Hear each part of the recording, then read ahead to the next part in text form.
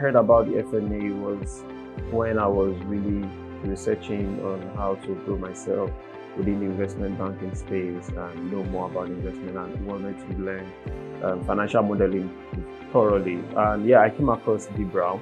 Although I have known D Brown for a very long time, we met ICAN level space.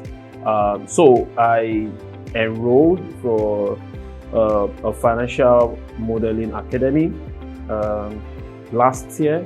So it was from there the FMA stuff really came out, and I told myself, okay, I think I would really love to go for this course. Sitting for AFM exam was a major reason I did the course with Dave Brown last year, but I couldn't have the exam. But luckily for me, FMA came up, scholarship came up, and I tapped into it.